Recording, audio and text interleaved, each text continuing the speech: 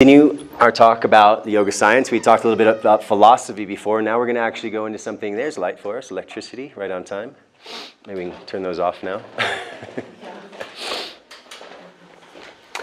So when we were talking yesterday about the philosophy, we came to the understanding that yoga teaches us that we are not the body, the mind, or the emotions. Well, how do you get out of that illusion? That's the scientific part. There is a process. There is a pragmatic, practical way to actually break free from this bondage, this attachment to our bodies. And how to get out of the illusion that you are the mind-body system and realize you're the divine? Simple. This is the same thing that the teacher said last night. Understand the mind, cleanse the mind, and transcend the mind. Everything is about your mind. There's nothing outside of your mind in your experience. Can you think of anything outside of your mind? No, because you have to think about it. It's your mind thinking about it. It's not possible to perceive anything outside of what is being filtered through the filter of your mind. So the entire world literally is being projected by your mind. What you experience is your own movie. Nobody else has experienced the same movie as you. And why is that happening for you? Because of your beliefs, because of your subconscious programming, and a whole host of things that are happening at the conscious and even subconscious levels. And as you understand this, you start to see that, remember when you had a bad day and everybody was frowning at you, and then the next day you were happy and everybody was looking in a different light? It's because of what's happening in your mind.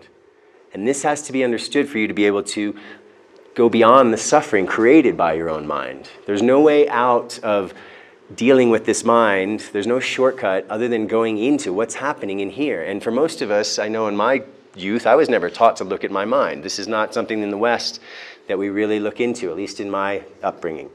So let me tell you about a few things that will help us get to the understanding of how to work with the mind by working with the whole system.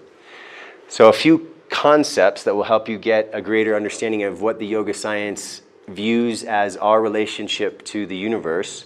Well, we are the microcosm. Everybody understand that word? Microcosm, macro. Micro meaning small, macro meaning large. We are essentially the microcosm and the universe is the macrocosm. And as I did say one time before, everything that exists out there exists here.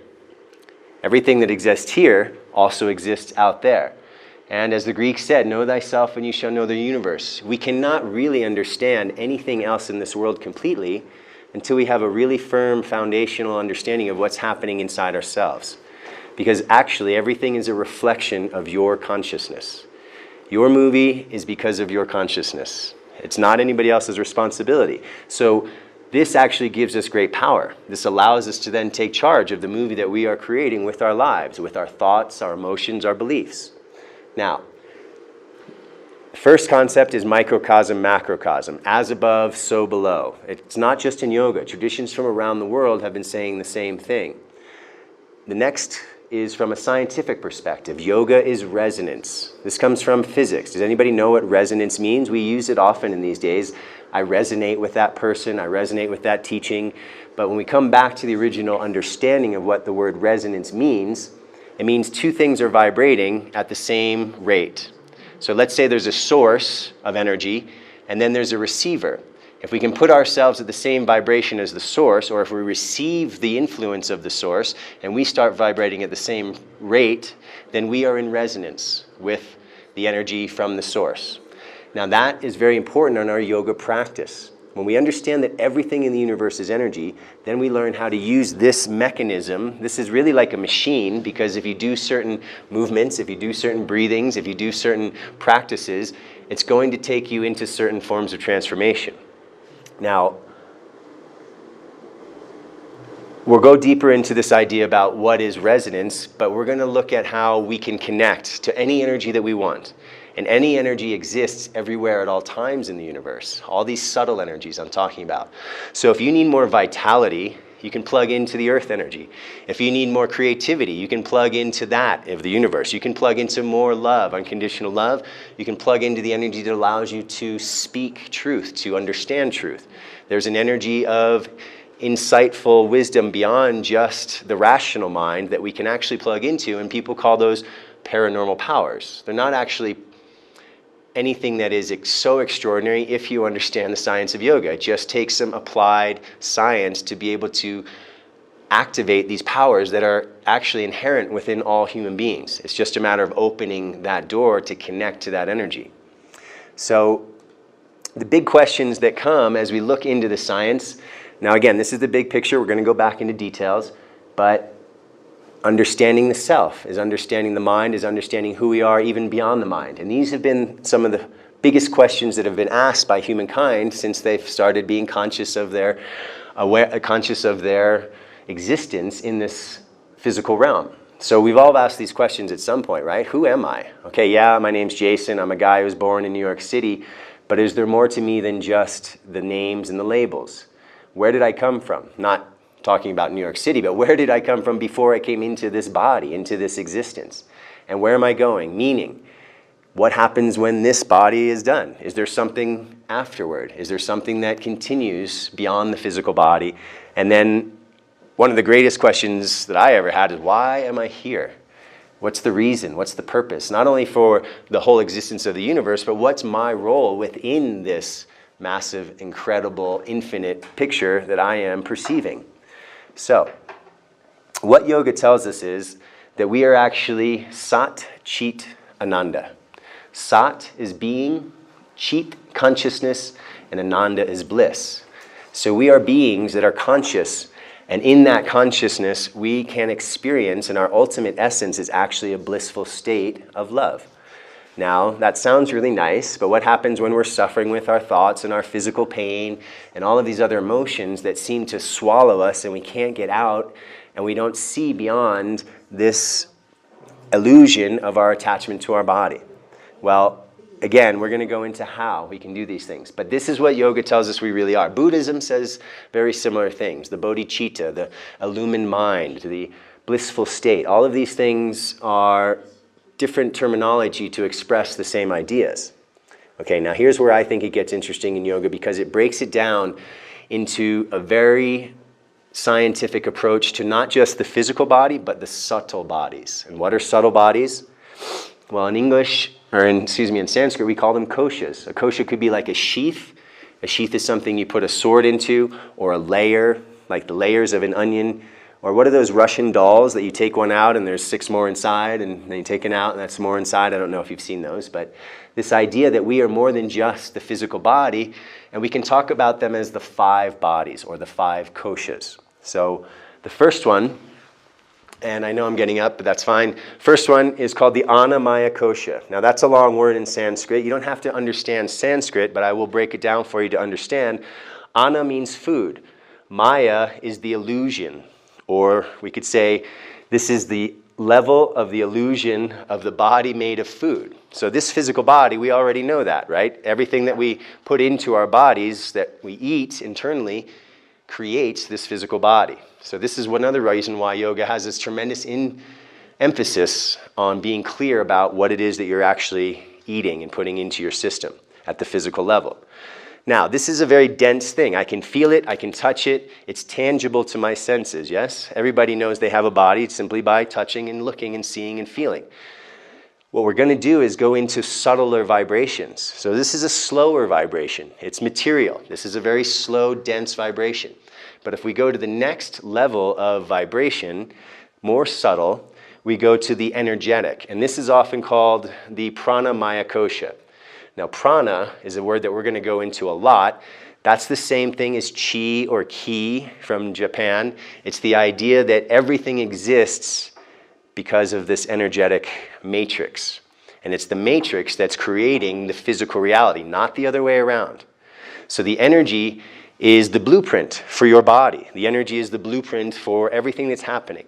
When we tap into the understanding of prana, this is what we do when we look at pranayama, when we do the breathing. It's working with the prana, or they call it life force. Biomagnetic energy in modern science. There's a lot of ways to refer to this, but it's all about that subtle energy that exists everywhere and is the foundation of this material world. Now, if we go to the next subtle level, we look at Mano-maya kosha. Mana in Sanskrit is mind, or manas. So we break it down. This is the layer or sheath or body, the illusion of the mental body. So we go from something gross to more subtle, to more subtle, to more subtle. Now, This I really wanted to use for the picture more than the words because there's different schools that use different terminologies. What I prefer to say is instead of just thinking of this as the mental sheath, it's also the mental emotional layer. So the mind, the emotions, are thoughts or energies, and this is even more subtle, of course, than just the pranic or biomagnetic energy.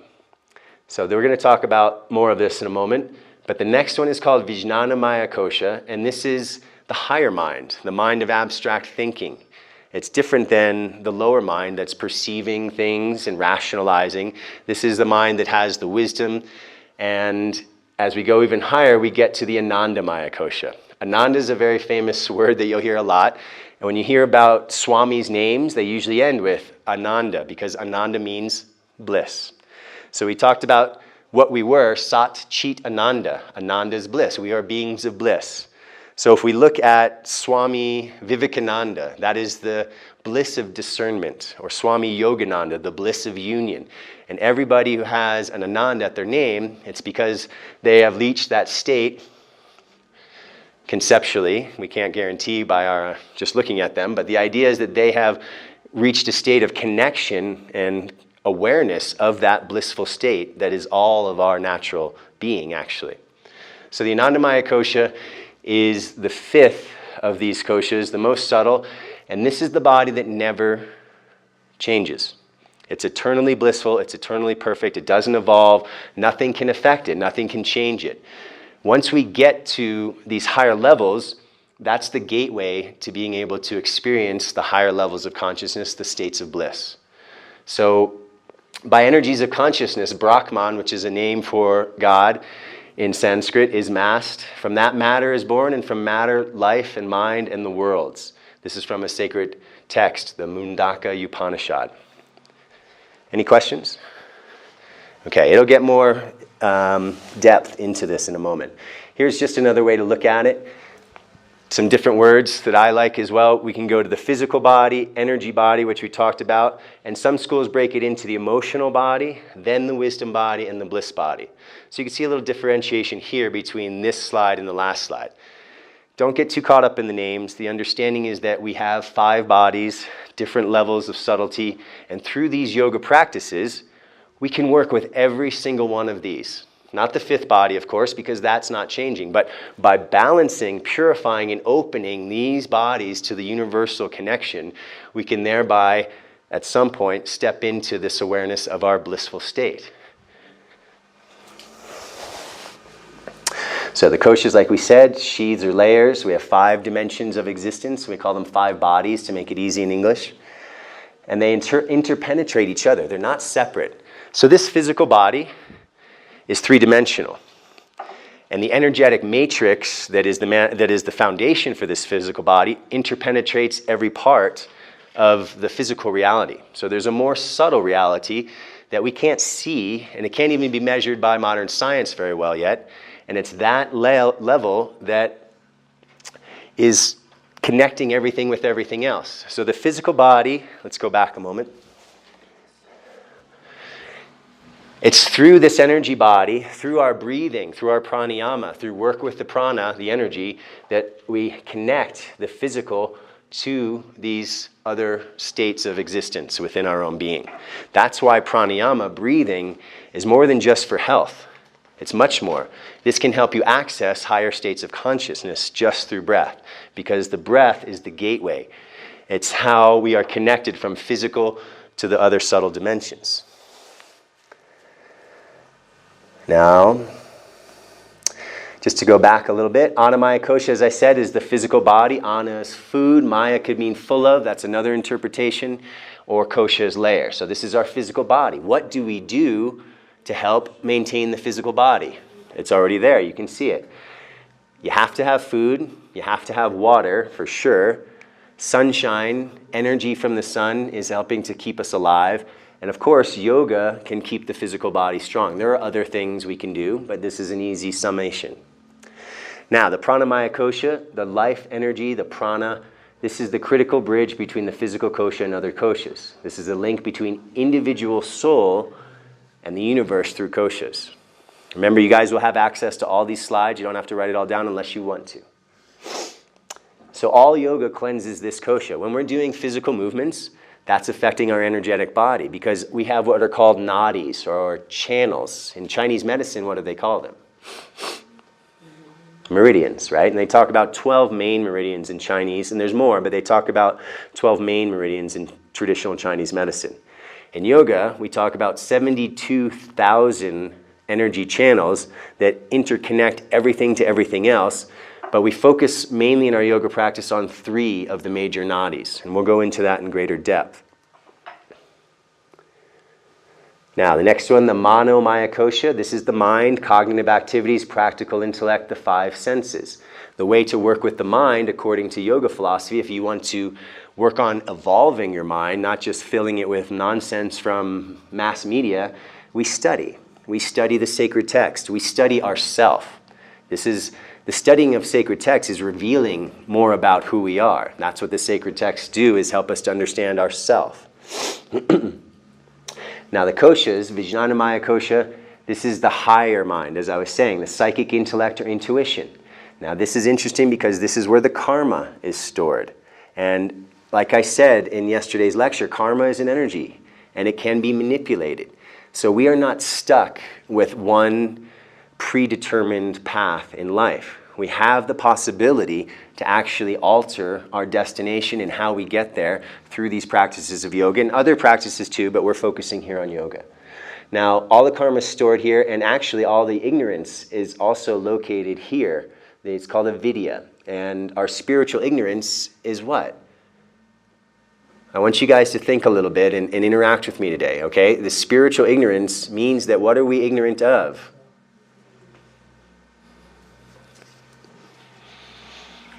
Nobody? You guys are smart beings. I know you have an answer for me. You're just being shy. That's fine. What are we ignorant of? We're ignorant of our union with the divine. We are ignorant of the fact that we are not the body, emotions, and mind. We are ignorant in our attachments to the senses, to the emotions, and to the mind. So that's what they talk about as ignorance. This is the capacity through this level of mind to reach enlightenment. This is the access to the highest state.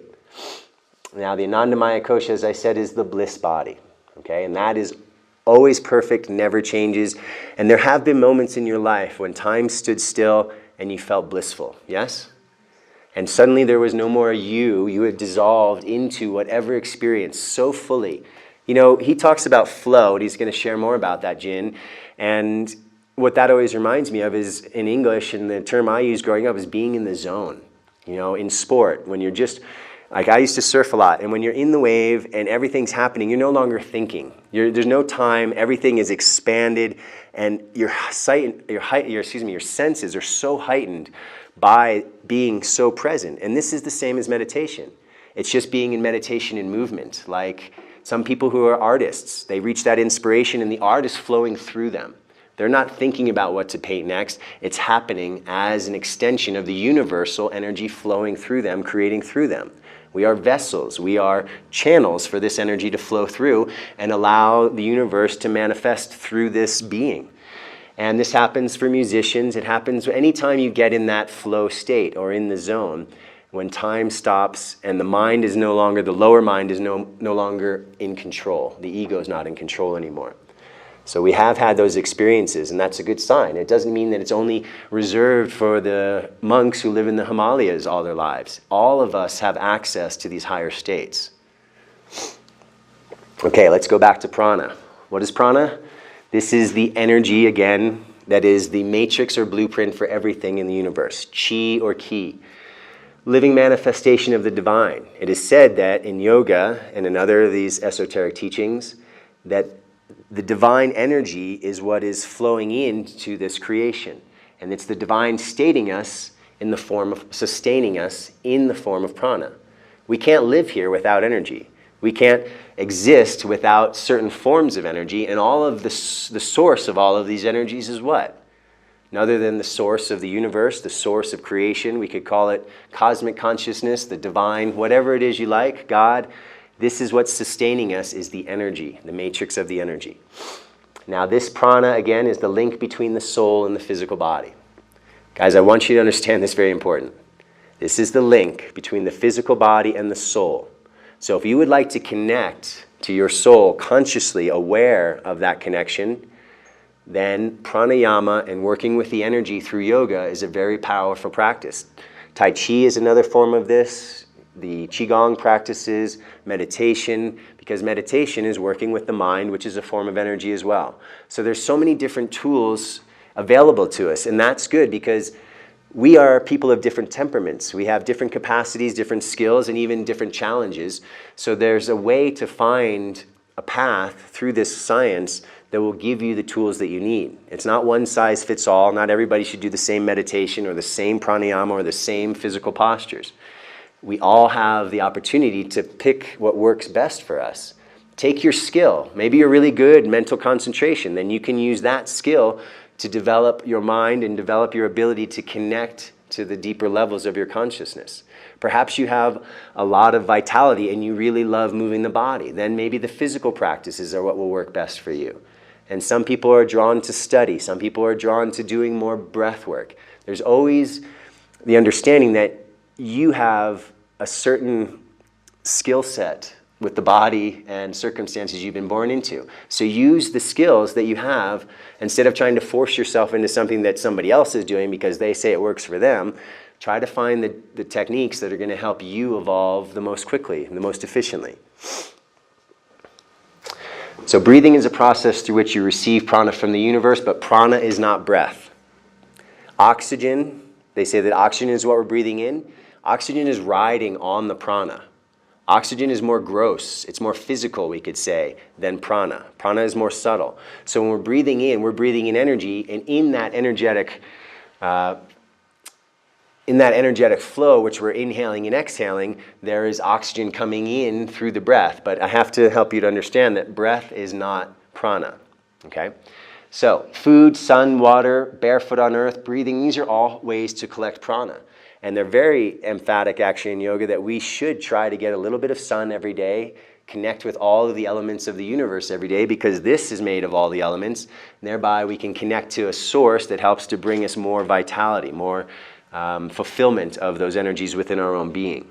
Walking barefoot on the earth is excellent because so many of us who live in cities are completely disconnected. We walk on pavement, we have plastic shoes, and we just keep putting more and more layers. We live in apartments on the 3rd floor, 10th floor, 20th floor. The more layers we put between us and the earth energy, the more disconnected we are from the source of our vitality. So you can see how important this is to get out of the city, or at least find the park in the city, kick your shoes off and plant them on the earth and literally absorb that earth energy every day. And this will keep us more vital because the earth is the yin energy that gives the physical body its vitality. So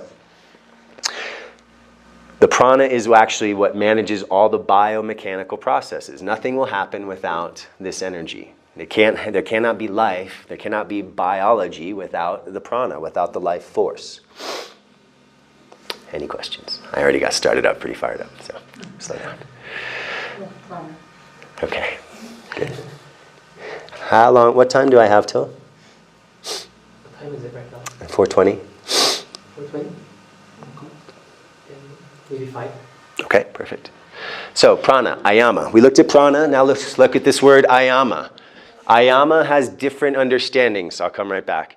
Ayama literally means, depending on which translation you look at or which context it's in, Sanskrit's an incredible language that one word can have 10 meanings, 20 meanings, 30 meanings, depending on the context in the sentence in which it's being expressed. But in this time, ayama can mean to expand or to lengthen. So what are we doing is every time we breathe, we are expanding the energy within ourselves. Now, I've already talked to you in class about this. The deeper you breathe, the healthier you are. The deeper you breathe, the longer you live. In the yoga texts, they're not measuring lifespan by years. They measure lifespan by number of breaths. So if you're breathing really fast most of the time and you're stressed out, that's many breaths in one day. The idea is that the slower you breathe, the longer you live. Look in nature. Look at a turtle or some of these other animals that have very long lifespans. They breathe very slowly. Look at the hummingbird. You know, crazy, small animal, so active, breathing so fast, and it has a very short lifespan. So yoga has always looked to nature to understand our relationship with nature, but also ourselves and our place in that natural environment in which we're living. So through the breath control, you connect with the subtle energies. You got the message, guys? The breath is the key. Okay, and this isn't really taught in a lot of the modern classes that are so attached to physical body appearance and being flexible and attaining a certain posture, doing cool handstands and all that, which is wonderful. Nothing wrong with it. But if we're not accessing the deeper levels of yoga, it's like scratching the surface of what's available to the science. So the breath is the key to go deeper into yoga. There's no shortcut around it. If you can do asana for an hour a day and stretch your body, you'll get energetic effects. But if you do pranayama, the breathing practices, it is exponentially more powerful, more effective, and more efficient than just stretching the body. So if I want to bring balance to my emotions and my mind, I can do asana for a half hour, or I could breathe for 10 minutes. It depends on what you want to do. They'll have different feelings, perhaps, but know that the breathing is actually what's going to work even better at the subtle levels, the pranic level, the energetic level, the emotional, and the mental levels. This is one of my favorite drawings of all time. So what we're seeing here is an artistic rendition, and it's a little bit blurry in this, of the chakra system. So we're going to start to look into the chakra system now. Has anybody heard of the word chakra before? Probably most of you have had, right? So a chakra is known as a wheel in Sanskrit. And we have 7 primary chakras and several secondary chakras within the being. But we focus in yoga primarily at the beginning stages of our practice on these 7 fundamental chakras because they are connecting us to the 7 fundamental energetic levels of the universe. Now, if we look at the first chakra at the base, it's a little bit hard to see, but what the artist is showing is plants around there because it's related to symbolic of the earth.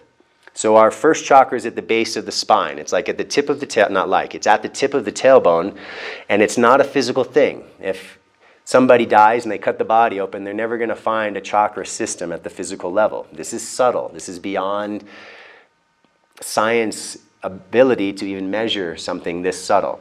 Now, if we go up to the second chakra, let's say the first chakra connects us to the energy of the earth, stability, vitality, our sense of security in the material world, and many other things, which I'll show you some more slides to help you get a better understanding. But just understand the first chakra is related to the element of the earth, and that's where our vitality comes from. Now, if you look at the second chakra, it's moving up. There's little waves flowing around it because the second chakra is related to the element of water. You can see the same thing happening here. We're going from gross to subtle. The earth element is one vibration that's rather slow. The next subtle element, or the next element that's even more subtle than the earth element, is water. And this water has to do with our sensuality, our creativity, our sexuality, and so many other things. And when we start to understand what it is that our body needs, or mind, or emotions need, we can relate everything in our being, every experience, every aspect of human nature and experience can be related through the chakras. That's why the understanding of the chakra system empowers us to then say, well, let's see, I need more love in my life. What can I do? I feel like I'm closed at the level of the heart. I can't receive love, or I have a hard time giving love. Well, then I work with the heart chakra, because if everything is energy, then I can balance this energy, and that energy will change the emotional state. That's the understanding. Let's say I need more courage, more willpower, more dynamism. Well, then I'm going to work with the next chakra, which is the navel chakra, or the chakra related to fire. You need fire for transformation, you need fire for digestion, you need fire for willpower, and on and on. But this understanding helps you to see that whatever it is that you need, you find out how to work with that through the chakra system. And this is like the fast track. Okay, you can do asana forever, and if you don't have the understanding of how the chakras are working, which asanas affect which chakras, which breathing techniques affect which chakras, then basically it's not very efficient. This is like the behind-the-scenes playbook that helps you to understand something that most of us haven't experienced yet, but as soon as you start bringing your awareness into the subtle realms of your being, you can perceive these things. And there are many people who can perceive. I can feel my chakras. I can't see them. There are people who can see them. But even if you just practice for a little while, and I think that most people who have done some sort of purification in yoga practice, many of them have gotten to the ability to perceive their own chakras. So it's not some extraordinary feat. It's not something reserved for the masters. This is something, again, we all have the possibility and capacity to experience and then to utilize this understanding for conscious evolution. Then you go up to the next, and after fire, we have the heart chakra. The heart chakra is related to air because it's at the level of the heart and lungs. It's also connecting to our prana, the pranayama, which is coming through the air that we breathe. And it has to do with unconditional love and compassion. So you can see that as we move from the third chakra, which is all about me and ego, and you go to the fourth chakra, which becomes about heart, unconditional love, selflessness. This is the biggest jump in human evolution, because most of us in the modern world are stuck at me. But we look at people like Gandhi and Mother Teresa and even Sangasena, these beautiful beings that are serving constantly everyone else, selflessly serving humanity. And that's a big jump to get from I'm so concerned about my existence to actually my existence is secondary to the wealth and health and well-being of all of humanity. So this is one of the things that we can work on, how to open the heart, how to move the energy consciously through this system. And there's so many techniques that I'm going to teach you, or as many as I can in these days. Then we go to the next, and we get to the most subtle of all the elements. We're talking about the 5 elements of the universe, yes? Earth, water, fire, air, and ether or space. Everything exists in space or ether. And that's the level here at the throat chakra. And that has to do with the ability to communicate truth, to be able to hear truth, to understand truth. It has to do with a high level of purity and even spiritual intuition. So you see, as you move through the chakras, you're also moving through different levels of consciousness. You know, at the root level, at the first earth level, we're concerned about survival and instinct. And then you go to something more refined like creativity. Then you can go to willpower and manifesting in the world. Then you go to love, and then you go to a certain level of intuition, which is a very high level of the mind. Now, beyond that, that's the first 5 elements. Beyond the 5 elements, there are no elements more. So we go to the more subtle level of mind. And that's the third eye, the famous eye of Shiva, the third eye. All around the world, there have been different names for this space. You know, having started to study a little bit of Taoism and Qigong, they also talk about chakras, more like 3 chakras. And Tibetan Buddhism will talk about 5 chakras. And it depends on which lineage. And all they're doing is focusing on something that lineages feel is most important. They recognize that there are more than the chakras, more than just 5 or 3 or 7. And they're focusing on what their teachings have shown them to be the most efficient and effective science for working with the energy centers within our own being. Then if you go to the top, you can see those rings. It almost looks like a rainbow. Of course, this is symbolism, and it's for the crown chakra. And the crown chakra is what connects us to universal consciousness. So through the practices of yoga, what we're actually doing is learning to take the energy from the lower chakras, bring it up, and boom, light up everything. And be able to open up our consciousness, not our mind. What's beyond the mind is the level of conscious awareness, and be able to open that conscious awareness to unification with everything. Oneness, yoga. So that's what we're doing with the tantric science, which is the approach through working with energy, working with body, working with breath, working with visualization, and on, to be able to move the energy consciously through the chakras and illuminate all of them. And as we open and send energy into these chakras, the capacities that are latent, dormant, inherent, everybody's born with them, but we haven't activated them yet, by sending the energy into these chakras, balancing them, purifying them, amplifying that energy, then you start to activate more of your potential. More of your ability to actualize our fullest potential in this human form, which we all have been given to be divine gods on earth. It's all there. It's just a matter of cleaning it up.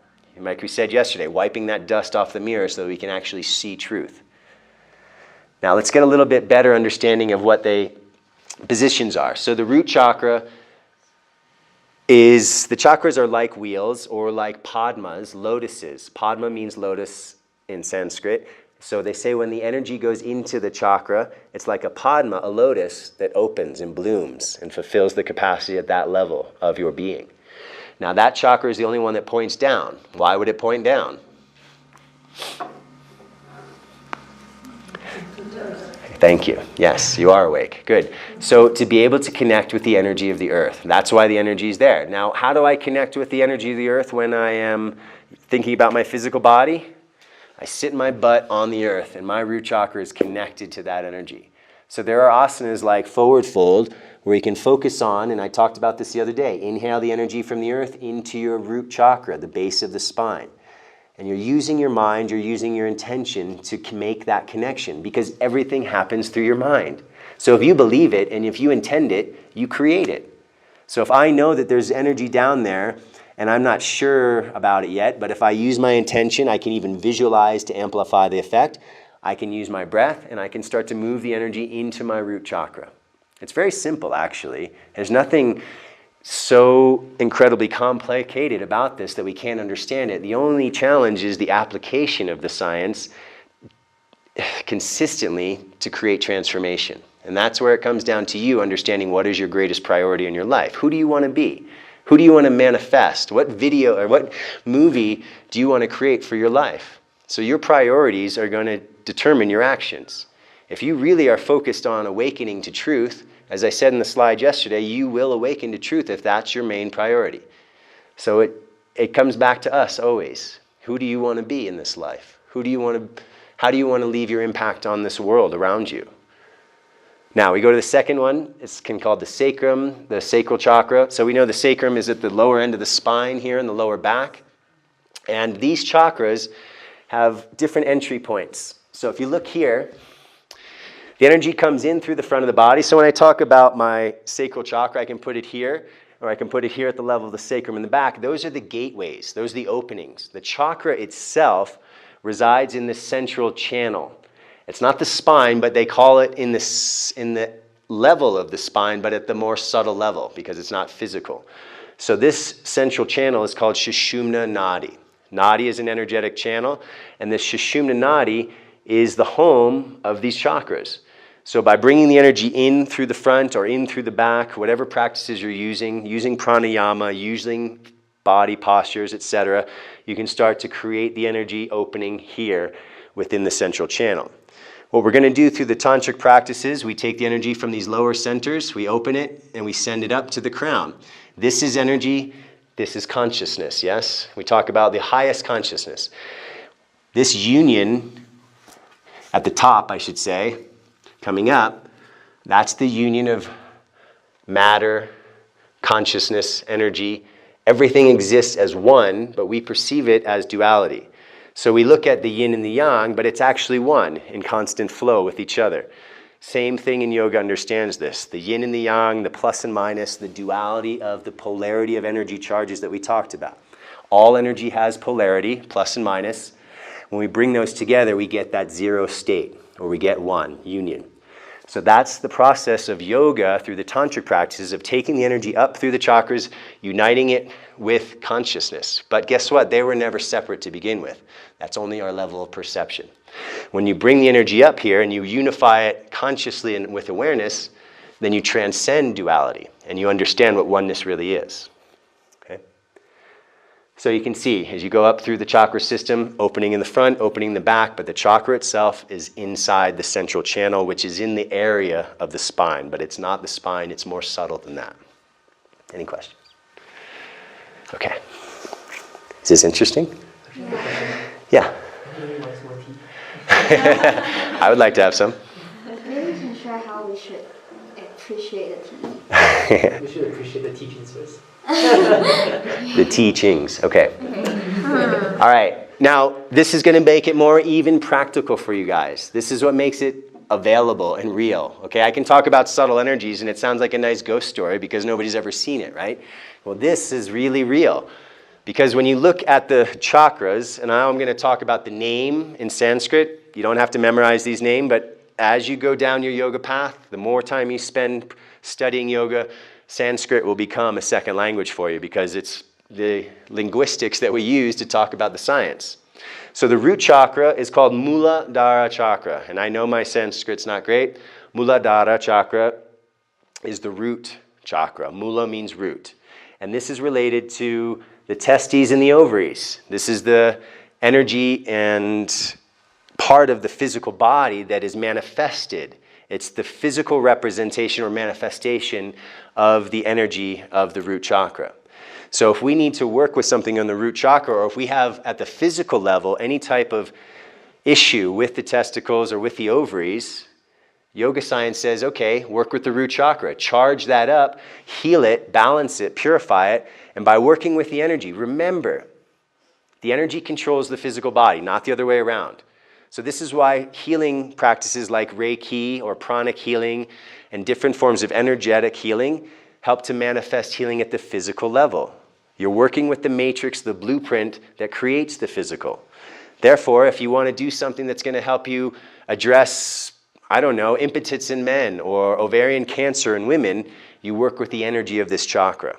And I know it sounds fantastic because we haven't heard of this perhaps before, but all through the traditions that have worked with energy, they understand that energetic healing is actually more profound. Now, of course, energetic healing is not going to set a bone, and it's not going to cure certain things that are structural issues in the physical body.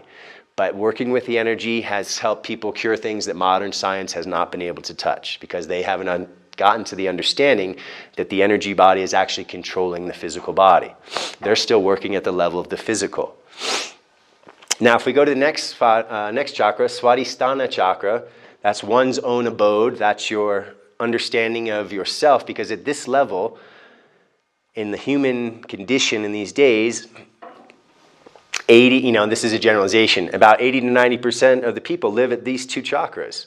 Now, all they need to do is focus on food and survival, or sex and play, and sensual gratification.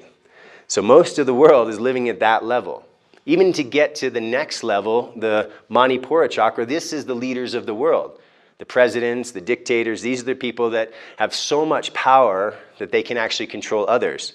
And they say that the people at these levels, the first two levels of conscious evolution that haven't opened up the higher chakras, they're like sheep. And they're willing to follow somebody who has the power to take charge and say, this is what we need to do.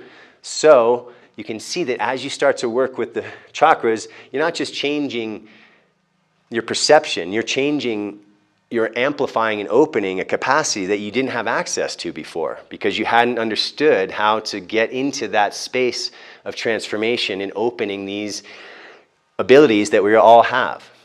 So this is related to the adrenal glands, and the adrenal glands are resting above the kidneys, and these are responsible for the distribution of energy throughout your body. So if you have any weakness, if you feel like you're fatigued, there are definitely yogic techniques to amplify the energy of this chakra, what will then manifest at the physical level. I got more energy to run, I got more energy to work, to play, whatever it is. Okay. So then we go up to Manipura chakra. Manipura is the navel chakra. It's pretty closely related to the Dantian that we talk about in Tai Chi, in Qigong, the lower Dantian. And Manipura is the city of jewels because the jewels are sparkling, and that light is symbolic of the light of, or energy of fire. And with that fire, as I said before, that's going to create all of the ability for transformation. Heat transforms, yes? If you burn something with heat, it was once a physical thing, and then it becomes heat or ash. At the physical level, ash, and at the energetic level, heat. So this Manipura chakra is essential, actually, for us to face the challenges that come on the spiritual path. If we would like to transform, we better have some strength of willpower, because it's not going to be easy to just go ahead and overcome a lifetime of negativity or obstacles in the world around us or inside ourselves if we don't have a certain amount of discipline. And that comes from this chakra. And at the physical level, it manifests as the pancreas. Now, the pancreas is for purification and other things, but it's also related to the digestion. It's related to elimination, things like this. It's very important to understand that all of these chakras are necessary for our evolution. So people say, I have blockages here or there. What should I do? Well, through the practices, you start purifying and balancing. And all the yoga practices, when they're done with understanding, can help you to release these blockages that we have at the different levels of the chakras. Any questions? Good. Okay, now we go to the next one. Anahata chakra, the heart chakra. Anahata means unstruck sound. And that means that there is something in us. How is sound created? You have to do that. In yoga, they say that there is actually a sound that has been eternal, infinite, never born, never dies. And that sound is manifesting through us at the level of the heart. The source, God, love, coming to create us through the level of the heart chakra. So anahata, the unstruck sound, meaning it was never created, it's always been. And this part of our being has always been. It's never going through transformation at all at the level of understanding that this is coming in to create an individual soul at this physical level, our experience of an individual reflection of the divine soul. We'll talk more about that. Okay, this is related to the thymus gland. This is what's responsible for our immune system. So if we have problems with immunity issues, we work with this level of energy. All of these chakras are related to glands. What are glands in the physical body? They are responsible for the production and distribution of hormones throughout the body, and those hormones are what regulate and control the function of everything. So by working with the chakras, you work with the glands that create the hormones that control everything. So by working with the chakras, you can get to the source of what is controlling everything and manipulate the glands to be able to change the hormone production and distribution. Now we go up to Vishuddha chakra. This is the throat chakra. And this is related to the thyroid gland. This is our, I lost it. What's the name? What does the thyroid gland control? Metabolism. Thank you for saying that. So the metabolism is what controls our ability to maintain weight, to gain or lose weight, and our ability to work with the fuel in our system that has to do with the metabolism. At the physical level, if anybody has speech problems, if they have hearing problems, this is what we work with, because each of these chakras has to do with all of our bodies. So a chakra's related to the physical body, a chakra is related to the subtle energy body, it's related to the emotional body and the mental body. So each of our personality, our characteristics, whether they be physical, mental, or emotional, can be addressed by working with the chakra system. Okay, the third eye, Agnya chakra, Ajna chakra, Anya chakra, many different pronunciations. That's not the important part. It's the third eye. A lot of modern teachings have said that the third eye is here between the eyebrows. Well, from what I've experienced and learned, that's one of the gateways to get to the midbrain, or the center of the brain where the pineal gland and pituitary glands are. So it's not just here, the third eye, it's actually the very center of the brain. If you did a cross-section, cut open the head and did a cross-section of the brain, it'd be right in the middle, and that's the pineal gland, and this is what is responsible for higher states of consciousness, transcendent experiences beyond just the lower rational mind. So when we start to work with this has to do with the pituitary or the pineal. It depends on which school you ask, okay? They reverse them sometimes.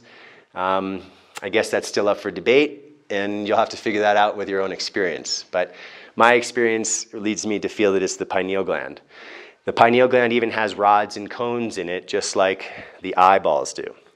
So this is called the master gland, or the master chakra, because it controls all of these. Your mind controls everything. So if you can start to gain great access to the powers of the mind, you can then also have greater ability to access transformation through the other chakras. Everything happens through your mind. But we can also work directly with some of these other chakras to address anything we need to, whatever it be at that level. Now, I could say infinitely more, but we're going to continue on. And the last chakra is the crown, Sahasrara chakra. And again, that one is either pineal or pituitary, depending on who you study with. But this is the opening even beyond the abstract thinking of the mind to something beyond this level of consciousness that we are normally residing at.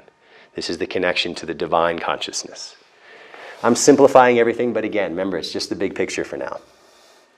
Let's really simplify it. The root chakra, we could think I am this body. Sacral chakra, I feel, very emotion, sensuality.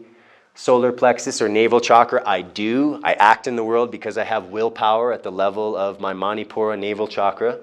Heart, I love. Throat, I speak. Third eye, I see clearly. Not just seeing the physical world, but seeing even the subtleties beyond the physical world. If we can really open the third eye, that's when people can actually see energies, see chakras, have clairvoyance, have psychic powers. And the last one is the crown. I understand, meaning I actually understand my place in the universe, and I understand my connection to the divine. I understand that I am God here in this physical form. Okay. Now, as I was saying before, we have 72,000 energy channels that connect everything to everything else, but we have three main ones that we focus on. So the central channel, which I already talked about, is called Sushumna Nadi. This is where the chakras are existing within that subtle level of our being. But we have two more that are very important. And these are Ida Nadi, and that has to do with, at the physical level, the parasympathetic nervous system. And this nadi is connected to the left nostril, and it runs down through the chakra system to the base. That's why when we breathe in through the left nose, activating the parasympathetic system. When we breathe through the right nose, activating the sympathetic nervous system. Two different energetic channels. So the one on the left side is related to the energy of the moon, the feminine aspect of our being. Every human being has polarity, masculine and feminine. The idea in yoga is to bring perfect balance to the masculine and feminine aspects of ourselves, thereby becoming neutral. And you can see many of these saints. They have men who look rather feminine in some of these pictures. Now, let me help you to understand. There's no lack of female saints in yoga tradition. It's just that they have not gone out and started schools like the men who often go out and collect disciples. It's just a different energy, masculine and feminine. But this nadi is related to the feminine, the right brain, and we could call it Shakti, and we'll talk more about the symbolism in Tantra in a moment. Now, the other side is that's the left, moon, left nostril. Then we go to the right side, Pingala Nadi, and this is related to the sun or the sympathetic. Think about moon is cooling, moon is feminine. Right side, masculine, sun, it's heating, it's emissive, it's controlling. So what we're doing is bringing balance between these two aspects of ourselves. And we do this most easily, in my experience, from what I taught you this morning. Inhale left, exhale right. Inhale right, exhale left. You're directly working with those two energies of the masculine and the feminine, of the sympathetic and parasympathetic nervous system, of the right and left hemispheres of the brain. It's an overall balance. And this is what will help balance the emotions and the mind. That's why this one breathing technique is so valuable to us. Now, the last thing on this slide I want to address, not the last thing, second to last, the only way to get into the central channel, to activate the chakras really at the highest level for full awakening, is to bring balance to the Ida Nadi and Pingala Nadi, to bring balance to the feminine and masculine energy within us. So when we do these yoga practices, it's all about balance. Once we get that balance, then we have the ability to send the energy into that central channel that takes us to our fullest potential. This is the last thing I want to talk about. It's Kundalini. Hey, who here has heard of Kundalini? Most of us have. If we've done yoga for a little bit, there's this mystical, esoteric idea of Kundalini awakenings. Well, what Kundalini is really, let's see if I have it there. Not so much. It's the spark of the divine within us. It's this latent energy that we all have, and sometimes in natural circumstances in life. Sometimes when a woman gives childbirth or someone's at war and they're about to be killed, this energy expands and opens to help these people access a greater capacity. And in that state, this energy lights up the chakras and opens up people's abilities. So we can do this through yoga in a consistent, practical, safe way. Because people say, I've heard about Kundalini awakenings and people fry their brain and they've had emotional and mental problems as a result. And yes, that can happen if you force things. So because of these nadis, they're energy channels. And think of them as like a hose or a tube that water runs through. And if you have a bunch of toxins or blockages in that water hose, the water's not going to be able to go through there. It's the same thing at the subtle level of our energy channels or nadis. If there's a bunch of toxins in there, the energy won't flow through. So there's no way to send it through the nadis to help to awaken the chakras. And there are people who get techniques from yoga that are so powerful that it takes years of preparation to use them wisely and correctly. But people get a book or have a teacher who's not responsible enough, or they are just really intent on pushing with the techniques that they learn, and they put too much energy into the energy channels and they blow it out. And that's what's going to create a lot of emotional and mental damage, literally, and sometimes irreversible damage. So yes, in one respect, Kundalini can be dangerous if it's played with in a way that has not the greater understanding of how to manipulate or work with this vital energy. So it's really about being responsible, because yoga, once you get to deeper and deeper techniques, it becomes something that can give you so much power that we have to understand that with that power comes great responsibility, and we can misuse that power. And this is why they say that this path of Tantra is like the razor's edge. You get so much transformation, so much ability, that it's easy to fall off that balanced path into abuse of that energy, into hurting yourself or even manipulating others, because you have greater mental control. You can actually start to work on controlling people's thoughts or how they perceive things. Now that's a very high level, but there are examples throughout history of people that have had the capacity to access this power, and then they use it for, we could call, negative forces, harming others. So Kundalini is not something scary. It's not something to worry about if you learn how to do it correctly. That's why in yoga, they used to have a teacher would live with his disciples for 12 years, and they would train and train and train, and the teacher would observe, the guru would watch and say, is this person ready for the next level? Are they morally and ethically responsible enough to handle that much power? Because if they're not ready for it and they get that power, that's when things can go wrong. Okay? You've seen the caduceus. This is a symbolism of modern Western medicine. It's also the same representation that we understand through the yoga science. So symbolism is very prevalent. The Kundalini energy at the base of the spine, that once it's opened, allows us to experience our highest capacity. This is represented by a serpent coiled 3.5 times around the base of the spine. 3.5 is symbolic of the 3 states of consciousness that we experience normally, which are wakeful. Right now you're awake. Then we have sleep state, where you're not dreaming, and then we have dreaming state. So those are our 3 fundamental levels of conscious awareness or conscious experience in this physical body. But there's something beyond, and that's the 3.5. That's something beyond the 3rd level. The 4th level is called Turiya, but that just means that the highest state of consciousness, enlightenment, if you want to call it as an easy word. And in Sanskrit, they call it samadhi. Okay, that's the state of Zen or the state of nirvana. So we see that as this snake, the symbolism, it's spiraling up through the chakra system, going from left to right, working with the energy, first balancing the Ida and Pingala Nadi, the masculine and feminine energy, and that allows us to then go into the central channel. And you can see how the symbolism, it's not just from yoga. Okay, people, these esoteric teachings from around the world have been saying the same thing, just in different language. Now, this is a greater explanation I'm not going to go into today, but you all have access to these slides if you want them. And it just tells you more about the chakra definitions, the qualities, and the characteristics. Just to look at the first one. Now they go down in this one, but crown chakra, universal consciousness, all-knowing, cosmic connection, the God source, enlightenment, gateway to other dimensions. That's very different than the top one. The root chakra is grounding, stability, physical needs, security, survival, manifestation, material world. So this is just a little bit of a graph or explanation, and it's very simplified, so it gets you a brief understanding, okay, that helps you then get the big picture. This is even more. So each of the chakra, you can look at this. It tells you the location.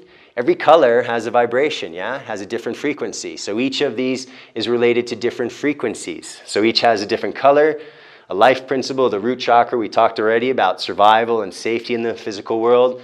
What organs of the body are related to this? Elimination, excretion, urination, and defecation. Then we have what's the correct balance. When this is balanced, what manifests in your personality or being? Stability, vibrant energy, and health. That's why when you're connected to the earth, people that are farmers, people that are working with the earth, tend to have a great vitality compared to people that are working in cities and seem drained most of the time because they're not connected to the earth energy. If you have too much of the energy here, if it's imbalanced, it could be sluggish, you could have constipation. So for people that are dealing with constipation, working with the root chakra can actually help to deal with that. If you don't have enough energy there, it's depleted, this can lead to states of fear, anxiety, and diarrhea, etc. There's even crystals. That's more of a New Age thing. This isn't coming from the original texts, but they've started to see that different crystals have different energetic vibrational frequencies, so they relate those to the chakras. A lot of the traditionalists say, yeah, maybe not really, but that's for debate. Then they say there are yoga poses for each of these chakras. I already mentioned, if you want to open the root chakra, sit your butt on the floor and circulate the energy from the earth into your system through your root chakra. And you can see that for every one of these, okay? I'm not going to go through them all. You guys can do some self-study. Any questions? It's cool, right? Once you get this understanding, then it's like, okay, I know which buttons to push to get the desired result. I've been doing this for 20 years and I'm still doing it because I still have more buttons to push to get the results that I'm trying to help with my own evolution. But without this, I would not have had the life I have now, for sure. It's changed me in so many ways, and I'm so grateful that this science exists because it's just an instruction manual for the human being to evolve. And it's so clear-cut, and it's been validated over thousands and thousands of years again and again by those who have the discipline to do the science. Okay? Thinking about it, we know, is not going to help with what we really want to do with the transformation. Let's see. It's 5 o'clock. Man, I can talk. Okay. So last thing is just one more will help you to understand. If you want to use yoga for healing, which is a very powerful healing modality, but please understand, yoga was not created for healing the physical body. Yoga was created for spiritual evolution and awakening. But modern science has seen how powerful this is for healing, that it's also become a form of a modality that's being worked with more and more. Like I said, there are hospitals in India that are working with just yoga for healing different illnesses and conditions. So each of these chakras is related to a physical aspect. The root chakra is related to eliminating. So if you have problems with elimination, work there. But it's also related to smell. So if you have a problem, your smell, if sense of smell is not fully developed, you work with the root chakra. Now, the second chakra, the sacral chakra, sometimes referred to as the sexual chakra, is related to procreation. So if someone has problems with perhaps any of the reproductive organs, whether it be masculine or feminine, they can work with this chakra to balance the energy, which will then manifest health at the physical level. Tasting, it's related to the tongue. So anybody that has issues with, you get the picture? Okay? Learn what these chakras are related to within your being. If you have a need to amplify something or to purify something or to reduce something, you understand this by looking at this systematic approach to the science of chakra yoga or chakra Tantra Yoga. All right, it's 5 o'clock already. So I think I'm going to have to... 4:40. Oh, I'm ahead. Okay, good. Because this is getting more interesting. For me, anyway. All right. So the chakras. These are universal energy centers reflected in you as this little individual self that we consider ourselves to be. It's a universal energy center reflected in your energy body, not your physical body. Remember, pranamaya kosha is the energy body. This is the karmic energy centers, and they facilitate your karmic journey. This is your life. So when you work with the karma, you can start to change your life. And when you work with the chakras, you can start to change your karma. It's all connected. The cosmic energy centers reflected in your individual conscious and pranamaya kosha that facilitate your karmic journey. If you want to do transformation, yoga is very, very good at changing your destiny, if that's what you're interested in. Because if you feel like you're a limited being, if you feel like you don't have the mental awareness or capacity that you want, you don't have the willpower that you want, do the techniques. And over the course of time, it's not like a pill, it's not magic, it's not going to happen in a couple hours. Like I said, 20 years on this path. And thank God I'm on it, because it's given me more than I could ever have thought or hoped for. But day by day, continuing with the rhythms of nature as things progress slowly and naturally, and we do our practice every day, transformation is coming. They say, do your practice and all is coming. Now the soul, what is the soul? The soul is Purusha, the unmanifest, the universal consciousness, plus your karma, baggage. It's making you go through a certain life experience. So all of us have a soul, but we also have this karma within this individual reflection of the universal soul that makes us go on this particular journey. So the soul descends through the chakras from the top all the way to the bottom, and as it comes into the being, it's lighting up these chakras and allows us to exist at the human form. All chakras and energy in the chakras are controlled by planet formation at your time of birth. This is very important to understand that Indian astrology, Jyotish, I think it's called, if my memory is serving me right now, is incredibly accurate. I've done a lot of astrology readings with Indians and Western astrologers, and they have a different perspective and approach. But the thing that I was really impressed with was how much they could predict. And I've been to Indian astrologers who have told me what was going to happen, and it's happened. All based on the planetary formation at our time of birth. That's because we are part of the universe, and the universe injected the soul into this physical being in that specific time to create a specific possibility for your life. Like I said yesterday, we have parameters within our life experience.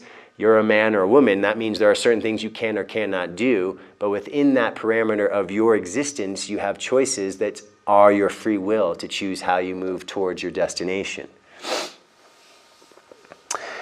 Physical level associated with major nerve plexuses and endocrine glands. We talked about this again. It's good to hear it again because I'm going rather quickly, but if you hear it a couple times, it might help you. So it controls the circulation of prana. The chakras are the energy channels, and they, once you start working with them and opening them, are helping to distribute the energy through the prana circulation throughout the entire being. Chakras are not just energy. They control your behavior, your thoughts, and your emotions. Well, those things are energy anyway, so you could say that they're related. But it's related not just to the energetic body, it's related to the emotional body and the mental body. The chakras are connected to all levels of our being. All right, we talked about the three main nadis, Sushumna being the central channel at the level of the spine. This is where the chakras are rooted, Ida Nadi and Pingala Nadi. And let's say we'll finish there. Now, that's the technical aspect, right? It's not so philosophical. But in order for me to help you understand what we're doing in our yoga practice every day, I need to also get into the technical aspects of the science of Tantra Yoga. Now, before Tantra Yoga, they had the Vedas. Remember, we started yesterday with the Vedas? That was the original that most of the things that were talked about in the Vedas was meditation. As humanity has evolved through time, they realized that they needed some teachings that addressed a different level of consciousness. But the Vedas are the source of everything. So even Tantra, this understanding of energy and chakras, it's discussed in the Vedas. It is something that has been in the awareness of human beings at the highest level, the rishis, the seers, the sages. They've known this since time immemorial, since human beings have been in existence. Now, what we're going to do also tomorrow is go more into philosophy again, but you see what I'm doing. I'm trying to weave these things together so that the philosophy supports the practice and so that you understand what you're doing and how it works as you're actually on the mat. And with that greater awareness, you start to get, it's almost a way of helping yourself to perceive what you believe. You perceive what you believe. So if you believe this science, then you can perceive it. If you don't believe it, you'll never perceive it. So this is almost a form of self-suggestion in a way. And they know this, okay? We're working with the mind. It's actually using the mind to convince the mind in a way that there is something more than the mind. I know that sounds a little bit circular, but this is how it works, by self-suggestion, by understanding the science, and if you believe in it, that will be your experience. The only thing we experience is what we believe. There is nothing beyond that. If we don't believe it, it doesn't come into our perception. So belief is something that we also start to look at in this science of working with the mind. Okay, any questions? Jason, Yeah. when you plan your sequence, do you consciously, choose poses that combine the different chakras so that by the end of this session you get all 7 chakras activated? Good question. It depends on the style I'm teaching. In vinyasa flow or more slower classes, even beginners classes, I don't go there very much because first we need to build a foundation of physical flexibility and strength and awareness and things like that. When you hold postures for longer, that gives us greater access to impact the chakras. Because if I just take 5 breaths here, how am I going to really have much impact at the level of not only the physical realm, but also the subtle aspect, the prana level, and the emotional and mental? So a lot of the original teachings of Hatha Yoga, and we're going to talk about the sacred text of Hatha Yoga, the Hatha Yoga Pradipika, they encourage us to hold the poses for a long time, 5 minutes, 10 minutes, 20 minutes, an hour. Go into a meditative posture. I'm here for an hour and I'm meditating on my connection to the energy of the earth. Then I will feel a change, even a half hour, 20 minutes, 10 minutes. But a few breaths isn't going to get you there. So a lot of the modern approach to yoga is quick yoga. We want to flow through the practice, which feels really good physically, but it's not creating a major transformation at the subtle levels. So you walk out of a vinyasa class or an Ashtanga vinyasa class and you feel you're pumped up, your muscles are strong, your flexibility is there, and the energy is flowing through the pranic body. But because you haven't really stayed in the postures for longer, you haven't had a deeper impact at the subtle levels. So what it comes down to is our intention. What is it that you are addressing? Are you addressing the physical level? Then good, do a strong vinyasa class that will bring you strength and flexibility. But if you would like to remove blockages from your heart center, then you're going to need to spend more time there than just 5 breaths in one asana. So it really depends on what the students in the class need and what kind of style I'm teaching or is being taught and what the intention of the teacher and the students are. So it comes down to a case or class by class basis to determine what it is that needs to be shared and experienced. And that's another reason why I really encourage everybody to develop their own personal practice. No 2 people have the same karmic path. Therefore, if you want to address your karmic path through your chakras, you need to do your self-practice to look at what it is that, like I said, either reduce, amplify, balance, purify, whatever it is at each chakra. This is why you need the understanding to then, because it is possible, if you don't have the understanding, and let's say you're a really fiery person, really a lot of willpower, and you're really attracted to the strong practices that build more fire, that can bring imbalance and create violence, domination, aggression, things like that. So it actually is possible to create imbalances through improper practices of yoga. This is why we need a teacher to help us see that, because in the beginning when I was learning yoga, I was doing a lot of it from books and videos. I hadn't found teachers that I felt could help me understand that much more than what I was getting out of the books and videos, so I did my own self-study. And I did create imbalances in the beginning because I didn't know what I was doing I didn't have this information yet. So this is why it's really valuable for us to get this information and then to find a teacher who can help you apply it to your own personal practice and help you to find the tools that will work with your own development. Yeah. Okay. Thank you very much. Let's finish the way we started, as always. Come back to our center. Close your eyes for a moment, please. Take a few deep breaths, relax, let go of all the words, and just be present in your body.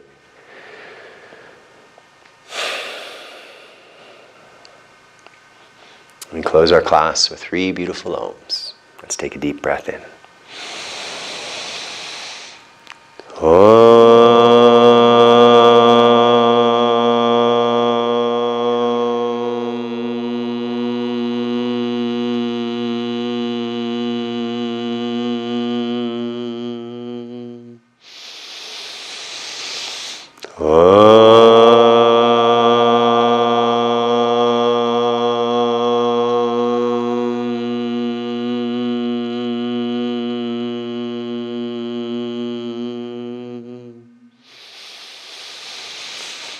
Namaste.